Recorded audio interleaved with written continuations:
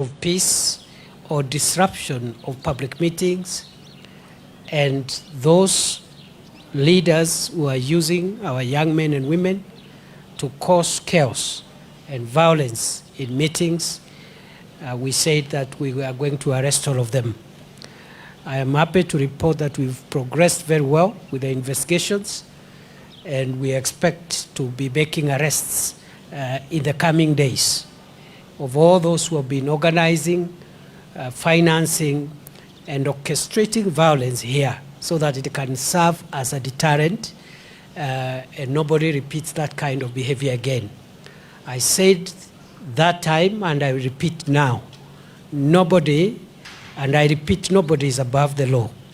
Number two, as security managers, we are not interested with the political persuasion of the offenders. If you break the law, it doesn't matter your political persuasion, we will arrest you. It doesn't matter your status in society, we will arrest you, we will prosecute you, and we'll make sure that you are punished in accordance with the laws of our country. The culture of intolerance, violence, and goonism is a matter that is worrying us as security people, not just here in Kisii, in other parts of the country as well. And we are convinced beyond doubt that unless we nip this problem in the bud, we nip this problem now, unless we destroy the infrastructure of violence that is developing, which is politically instigated, these criminals will organize themselves and mutate into other crimes, and it will be very difficult to enforce the law and maintain law and order in our country going forward. So we are not doing this just in Kisii, across the country. And therefore, I want to call upon all leaders to obey the law and also to respect one another, transact their activities peacefully. They can disagree on ideas and policies, but nobody has a right to use violence to force his views on any other person. Also, as you're aware, we have a national program to enforce the law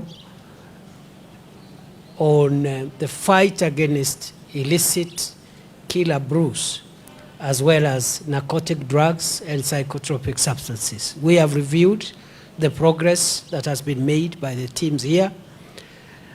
Some progress has been made, but we believe there is a lot more that we can do to make sure that we eradicate this problem permanently this time round, because in the past, whenever we've tried to do this, we've done it for a few months and then we go back to factory settings. This time round, we've decided to sustain this war on a permanent basis, the way we have sustained the war on other serious national security threats.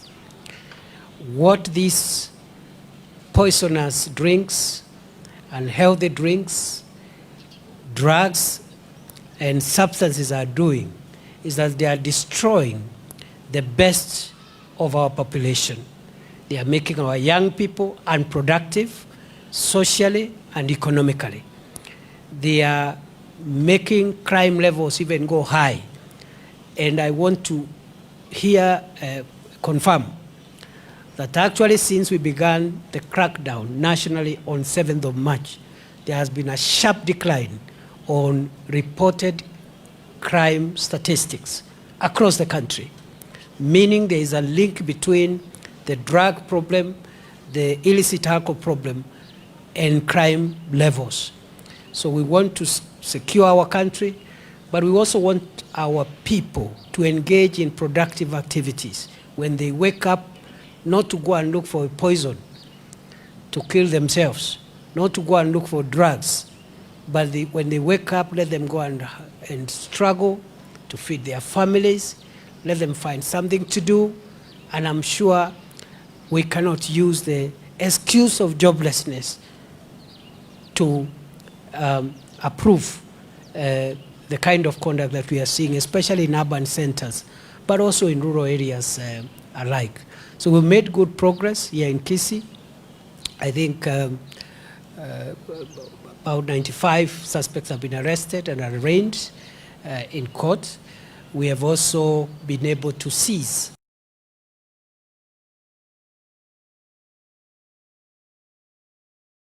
poisonous drinks.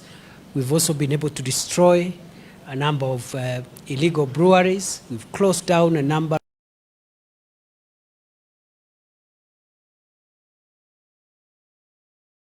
without licenses.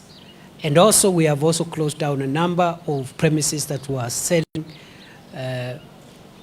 alcoholic drinks with licenses, but operating within the prohibited proximity to learning institutions and other guidelines under national law. So that campaign is going on, and we've discussed how to upscale that war in the coming weeks. We'll be coming to check on it again in a very short period of time.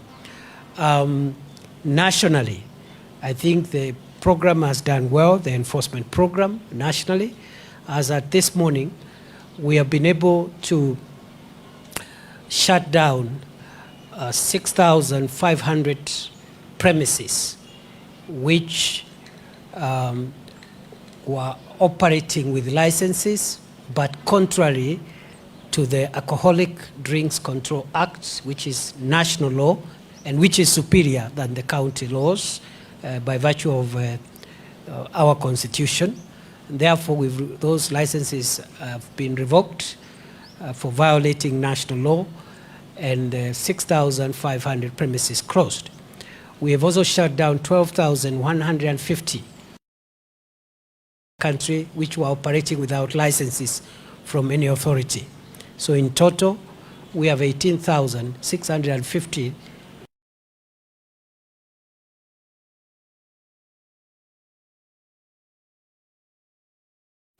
which were operating illegally in various parts of the country. And we have also destroyed the production capability of manufacturing poisonous substances to the people. We have also closed quite a number of agrovets and chemists, some of which were operating outside the law, and we are working very Pharmacy and Poisons Board, which is the regulator of that industry. We are also working with the veterinary department because we have had to close which were operating without licenses, and some of them were being used for veterinary drugs, which some of them are being used to concoct hard drugs, mix them with other substances to generate some of the drugs that our children and so that war is on course. So this morning I'm happy to come to this facility. As I've said, we are relocating it. There is a bit of progress in terms of that work, and we will see then what happens. Governments and the national government to put up infrastructure which is more appropriate in the middle of town where this facility is now. We even have a project which had been started here under the affordable housing program, which is 70% complete, right? I think behind this block.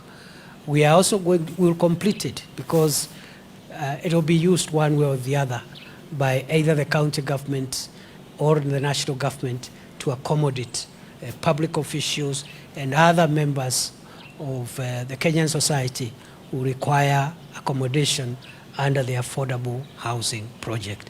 Nawashukuru sana, nawatakia kila laheri, muwe na siku njema.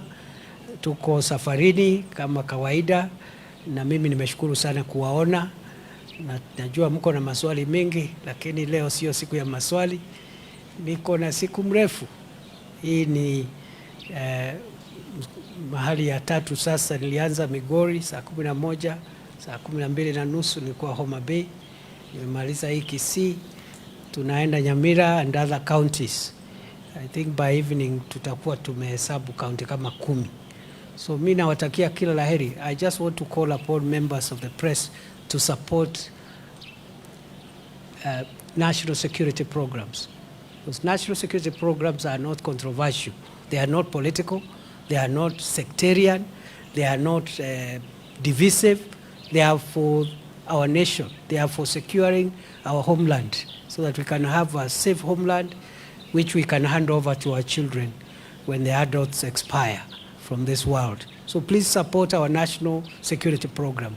Sisi hatuna ubaguzi, hatujihusishi na mambo ya siasa, hatujihusishi na mambo ya kugawa watu kikabila ama kidini.